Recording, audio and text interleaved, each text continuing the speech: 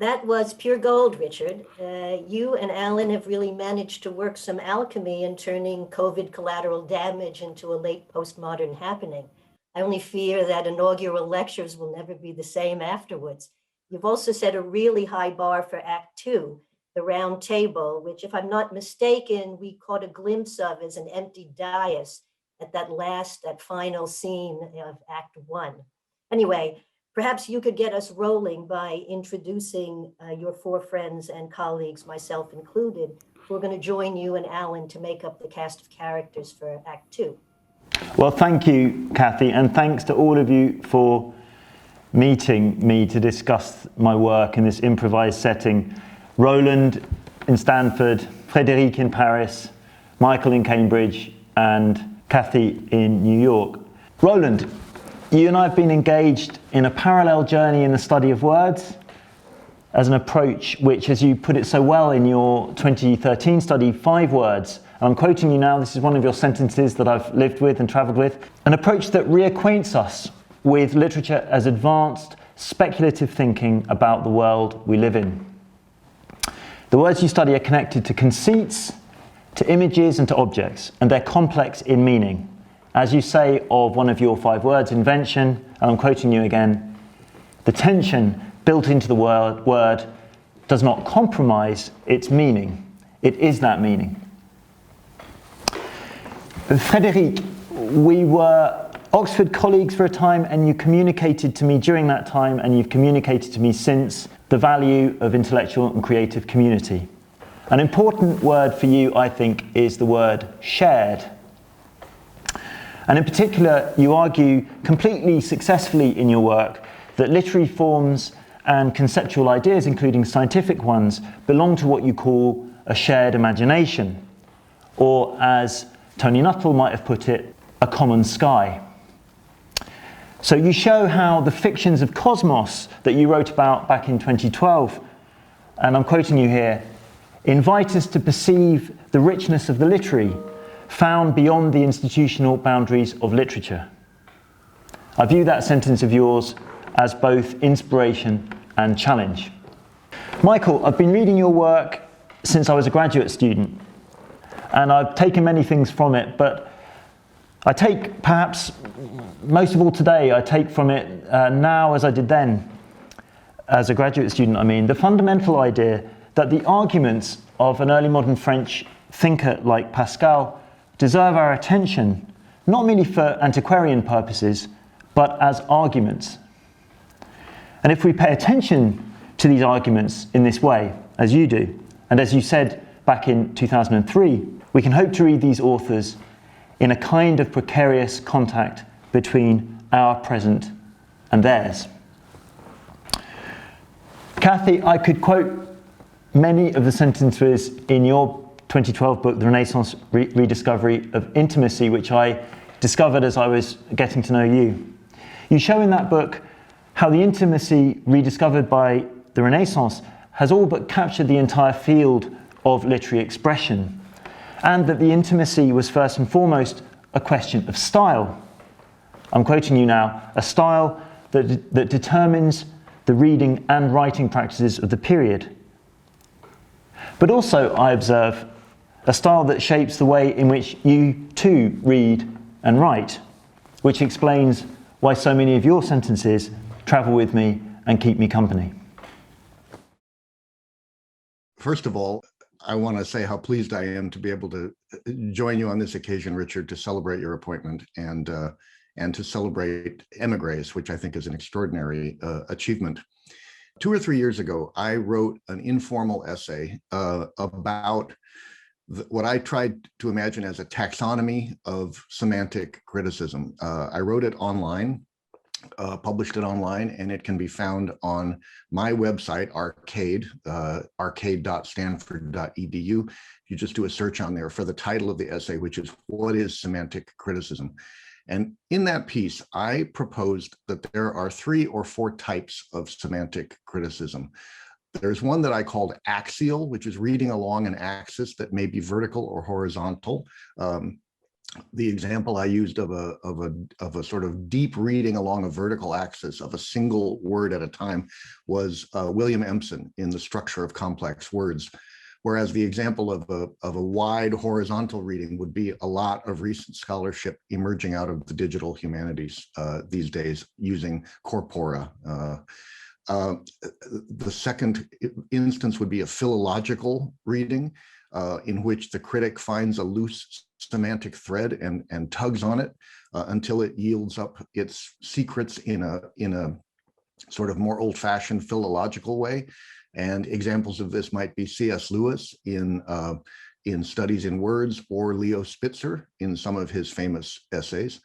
And a third type would be historicist, a la Raymond Williams and Richard Scholar, concerned with words or concepts that embody historical periods or encode historical change. There's a fourth type, which, in my view, which would be what I tried to do in the book that you mentioned, called 5 Words, which I envisioned at the time as what I called a critical semantics of not keywords, but what I call working words. That is, the words that people live and think with, as opposed to those that more self-consciously represent the period. And I conceive that working words are so multivalent that we don't necessarily see the shape in their semantics, nor do they always seem to tell a common story. Now, one built-in danger of a historicist approach, which not even Williams avoids entirely, is tautology, telling us a story about a period that we already know and a story that is already latent in our basic awareness of the word. And what I want to pay tribute to here is your success, Richard, in Émigrés, in not only neutralizing this risk, but fashioning a trans-historical historicism. The strengths of the project are so much in the foreground that they tend to obscure how risky it really is. In someone else's hands, Émigrés could have been unmanageable. I continually marveled at how the restoration material comes alive and how the readings of fiction, such as Edgeworth and Bowering, say only what is needed for the project's focus and no more. In a just world, this book would become a paradigm, almost a franchise, for similar studies comparing cultures through a restricted vocabulary out of which broad themes emerge. But of course, further books with the same approach would have to demonstrate Richard's lightness of touch, which is hard to imagine. As for me, I would like to react to the wonderful lecture film we have just seen. And I would like to start with the end. The last shot, as you remember, is a traveling shot over the empty seats of a lecture hall, but also empty seats of a theater. And for me, it really encapsulates the strangeness, the sadness, and maybe the uniqueness of the year and collective experience we've been through. I guess I was also very moved because this is exactly the very last scene of my last theater play that I've just finished 2 weeks ago. So we had the same idea, Richard, in a way. And maybe this coincidence says something about our time, about our capacity to think and to create collectively beyond borders. So this film is a making of a Caprice, and I would say, in a way, an éloge paradoxal for our time. Because rather than lamenting what the present situation does not allow us to do, the film explores all the possibilities which are offered by the time, but also by the genre itself. And we today are invited to do a kind of caprice, to overcome the impossibilities of our situation, to play with our tools.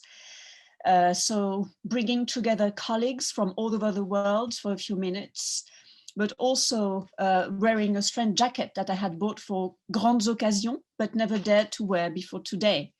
And above all, reflecting on the meaning of our profession, of our métier, in a world where literature, research, and the arts seem to be the last of the priorities.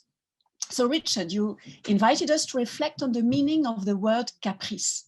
In modern French, as you know very well, caprice is far from having the refined, subtle, and profound meaning that you traced.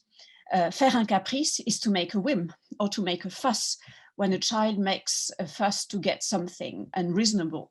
And Alan, by the way, if you can hear or see me, I might try to faire un caprice. Maybe you could correct my strange English and turn it into a well-pronounced, elegant English with the right accent and everything. I know you can do wonders. In the history of science and in the context of early modern natural philosophy, the term caprice is most often used to refer to prodigies, wonders, or even monsters. The caprice of nature refer to its erring ways or even its errors. In this regard, actually, it would be very interesting to trace the different destiny of the term in the field of science and art, as you do very well. And in fact, we can notice something quite interesting. Why the term is promised a fortune of several centuries in music, literature, painting, as you tell us, and it refers to a culture of invention and creativity, it is used, to my knowledge, in science only in the precise context of the prodigies and wonders of nature, and most often in a negative sense. So, in fact, until the 17th century, it was only of interest to lovers of cabinet de curiosité, but then it disappears completely from scientific texts when it was when the aim was to find laws, les lois de la nature, and regularities. So in any case, what is interesting in this comparison is that there is a subversive force in the word caprice. There is a taste for deviation, for invention, for improvisation, which is totally forbidden to us today. And this is perhaps what is particularly moving about this film lecture. It's a reflection on the concept that establishes freedom as a principle and imagination as a method, which are the things we lack so much today. I remember that the first time I met your work, you were finishing a book about the je ne sais quoi. For a French speaker, there is a new, unknown joy in hearing a French word studied again. It's a way to rediscover it entirely. It's a way to look at it again in all its strangeness. So suddenly the words you've been studying as émigrés, you know, they become gems. They were banal words and they are transformed into precious stones by the interest given to them by another language. So this is a gift, and thank you so much for that gift. I would say that it requires a taste for words, for their history, for their own adventure, which I believe is one of the characteristics and maybe one of the beauties of our discipline, the study of literature. Émigrants, as your title say, these words travel in space, but also in time. And as Roland said, there is this beauty in the way you study not only traveling in space, but also traveling through history. And the way you show that words are vehicles for our common culture. They are witnesses, arches, and as Montaigne would say, maybe coches. And this is really what your work has taught me, an extreme attention to the capacity of words to carry with them sections of our culture, of our history. But what is true of words is also true of people. I was myself an émigrant for 12 years. Now that I am back in France, in Paris, I can say that it was in England that I rediscovered a taste for the French language, that it was in England that I met colleagues who were passionate enough to organize for years an informal reading group in which we were reading and commenting on all of Montaigne's essay, one after the other. It was in this amazing little group that I had the pleasure of meeting you, Richard. So you would say, why spend our lunches reading and discussing Montaigne? Well, pour le plaisir et par pur caprice. I want to echo so much that the first two speakers have said.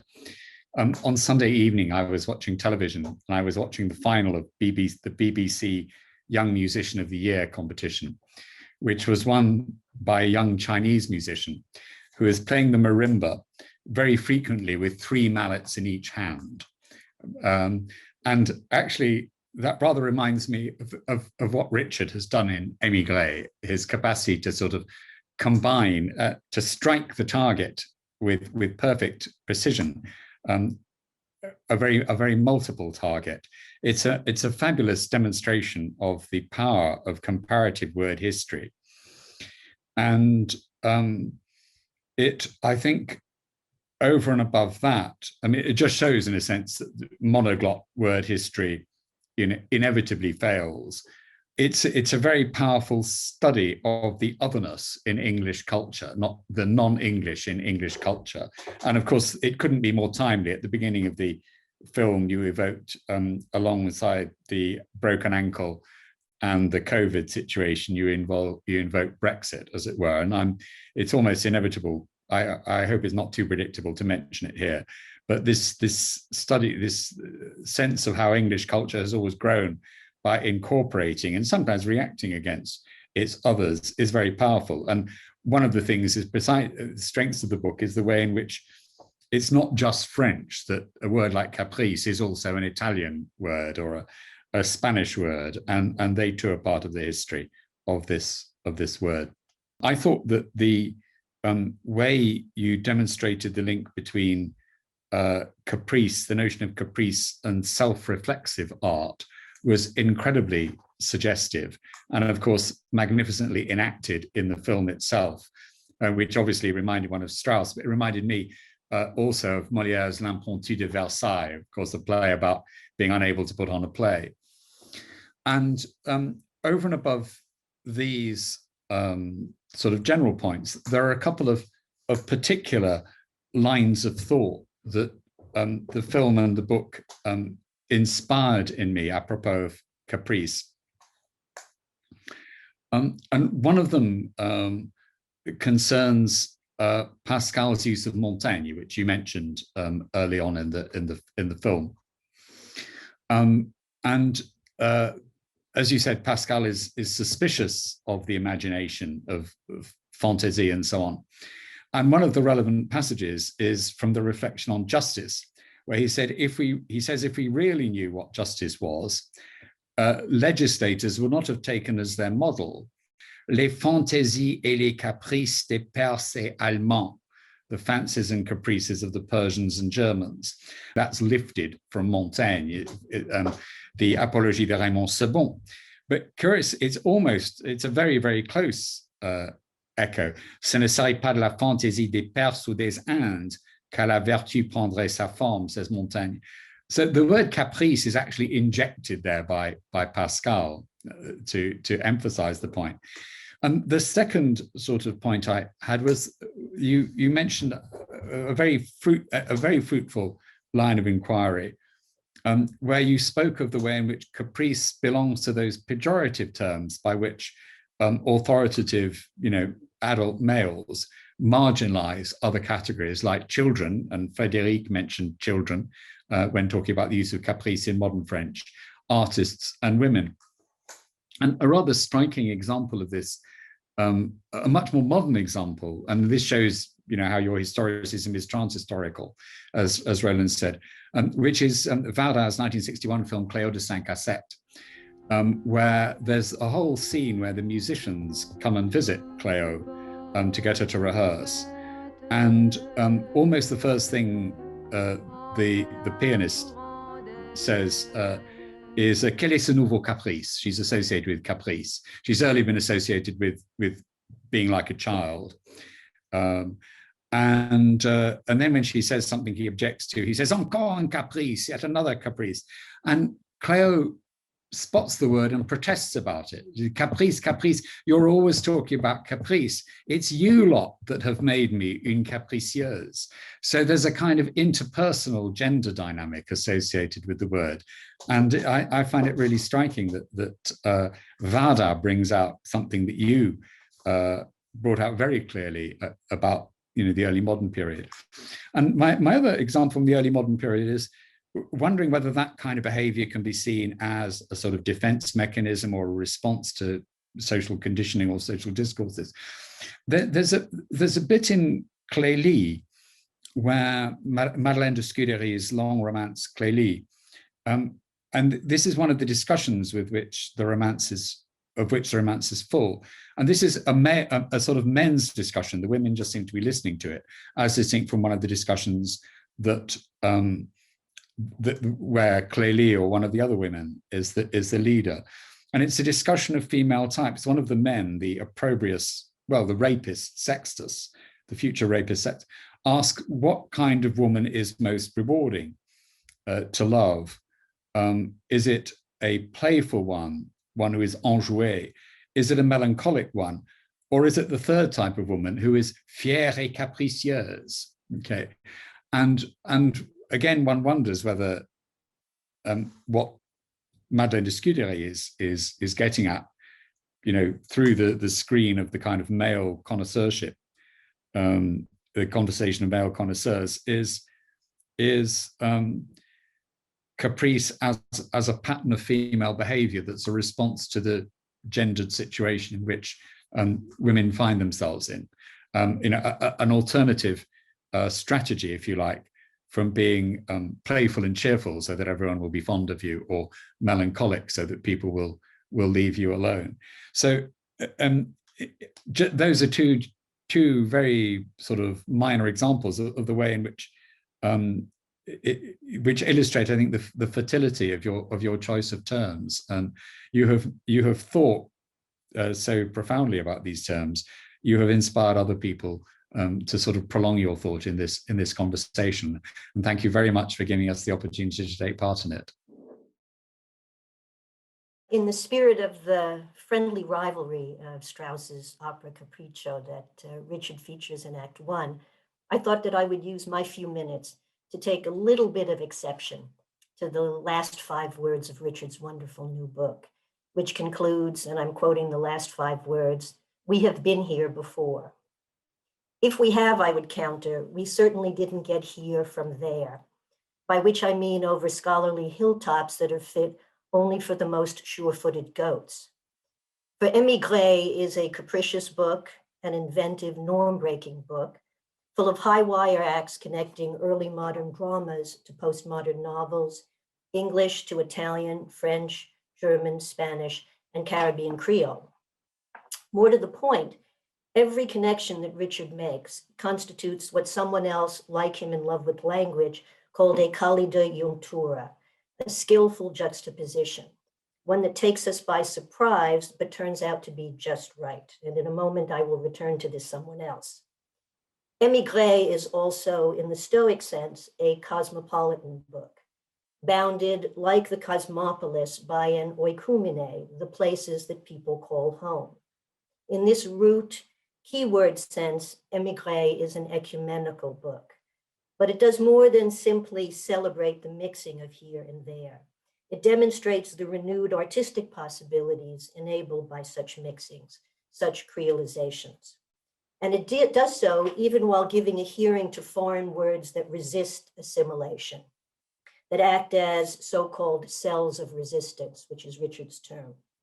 This peculiar status of unassimilated foreignness, Richard tells us, is advocated, perhaps not surprisingly, by the German Jewish critical theorist Theodor Adorno in his 1959 essay, Words from Abroad, in the original German Wörter aus der Fremde. In one of his many skillful juxtapositions, Richard pairs Adorno with John Evelyn, member of the Royal Society, who, like Adorno, reverts to the complex relations between Greeks and Romans to make a point that Frédérique referred to just a few minutes ago, to make the point that words are like people, a point Richard reprises at the end of the book in a poignant plea for what Shakespeare called the stranger's case.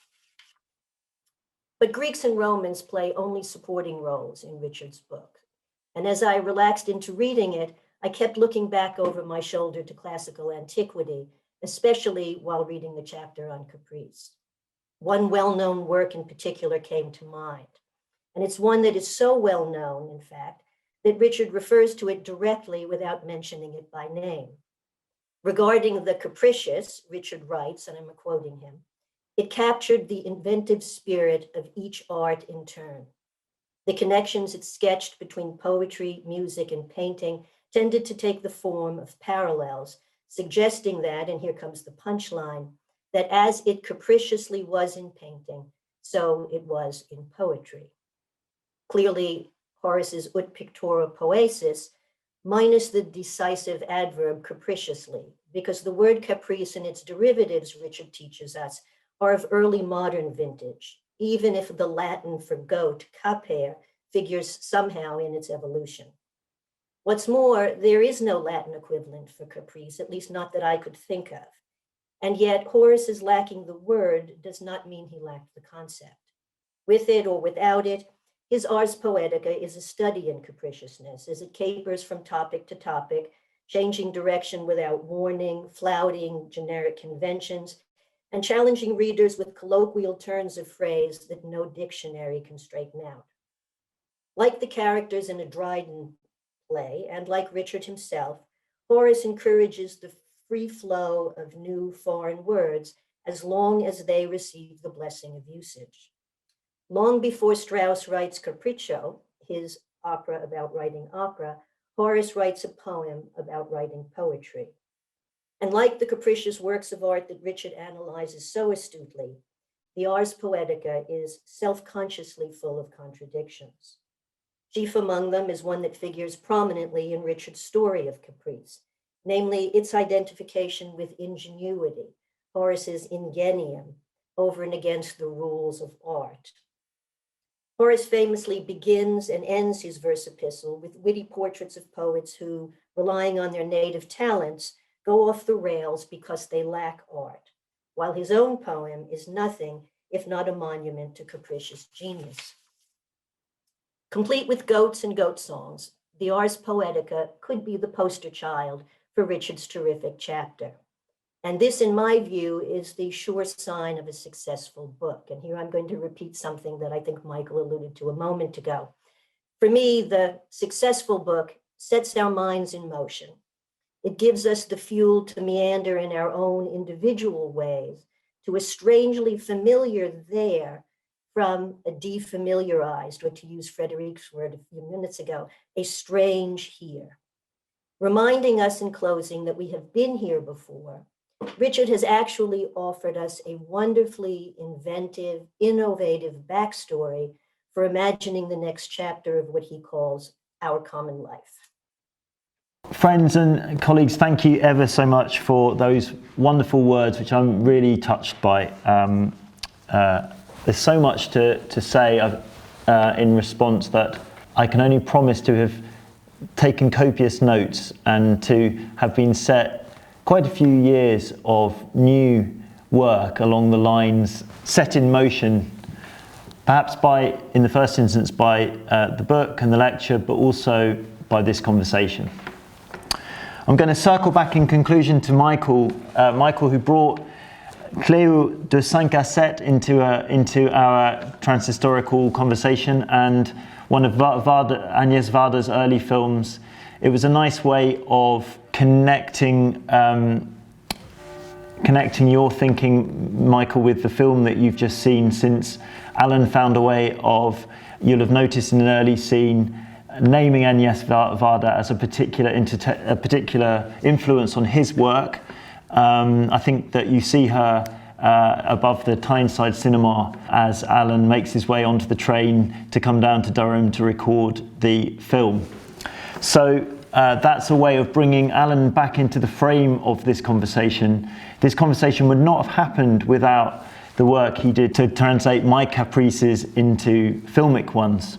I think Frédérique is right that, of course, that the caprice these days is often, yes, used belittlingly of children who want something they can't really have. And I think that I am the child who wanted something they couldn't really have, insofar as I hoped to have a round table conversation in which we would come together and celebrate the pleasures and the value of scholarly conversation.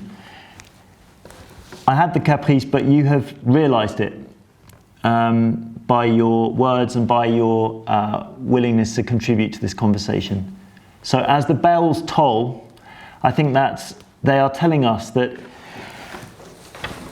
we are going to need to bring this to the conclusion, which can only be obviously the serving of supper, or perhaps a cup of tea, depending on your time zone, or possibly even something stronger.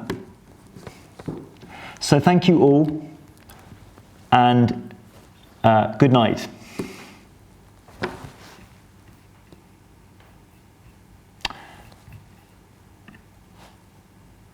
Alan? Yes. I have stopped.